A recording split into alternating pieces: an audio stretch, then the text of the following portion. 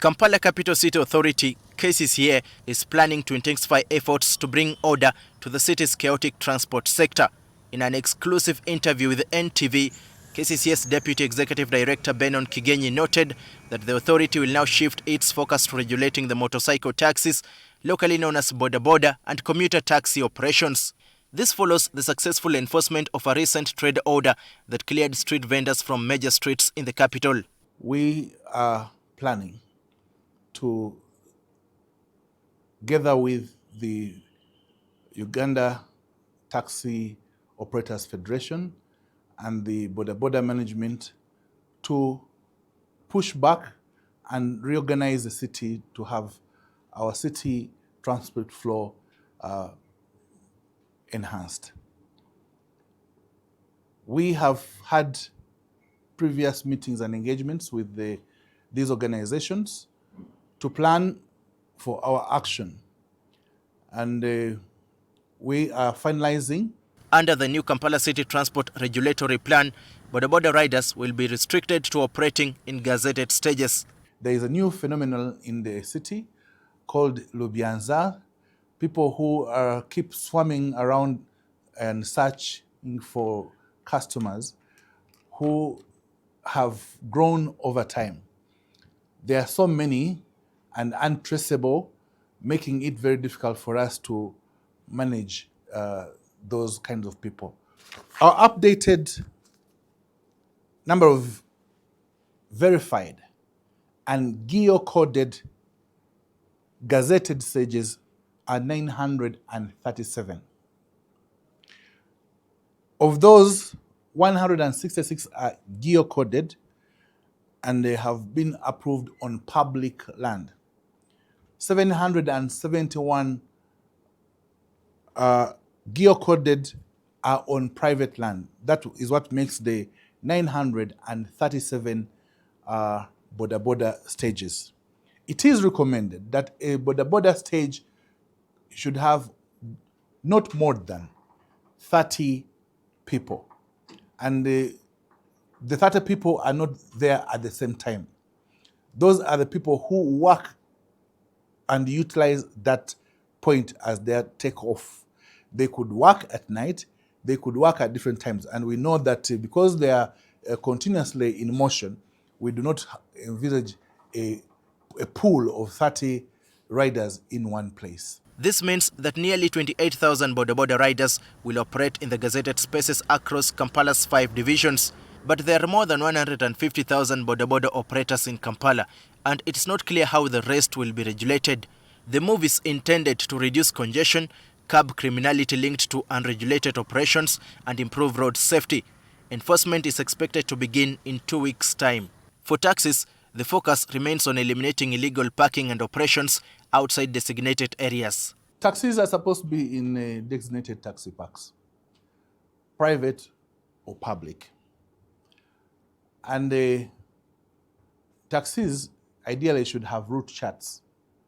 And when you have a route chart, you have a point of departure from the designated taxi park to wherever you're going. If, however, you find your passenger wants to alight before the final destination, they may stop if there is a lay-by, what we call taxi stages, and they may drop that person there. They are not supposed to stop and actively call up passengers from that point. That is not their point of takeoff. That we can only allow in the taxis. We have noted that one particular taxi park was not very popular, the Usafi taxi park. But with the continuous engagement, we have advised, and they seem to see and believe that KCCA is doing a good thing to help the people that are supposed to use that takeoff point to make sure they are there and are able to take off. KCCA says the measures build on the recent eviction of vendors, which has arguably restored clearer pavements, streets and drainage in downtown Kampala.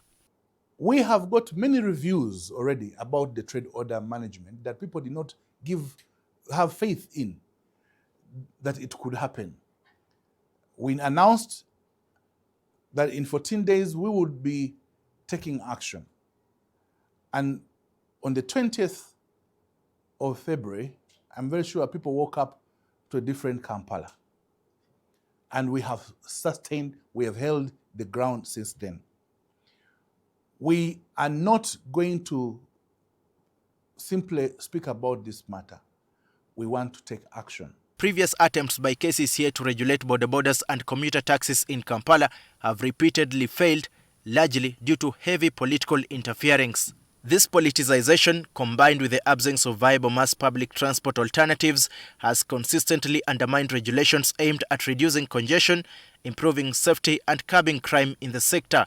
I asked KCCA's Deputy Executive Director how the new approach will be different. The border borders were split up, and so were the taxis. So you speaking to one group, the other one would come up and object. The advantage since then is that we're speaking to one management or governing structure for both the border borders and the taxis. They see the reason why we need to move in this direction. Before coming to this, there have been efforts to sensitize and to remodel the paratransit sector. Some of them have been taken to places where there was a transport problem, particularly in Johannesburg, South Africa. And the border borders, about 300 of them have been to Dubai within a month period before.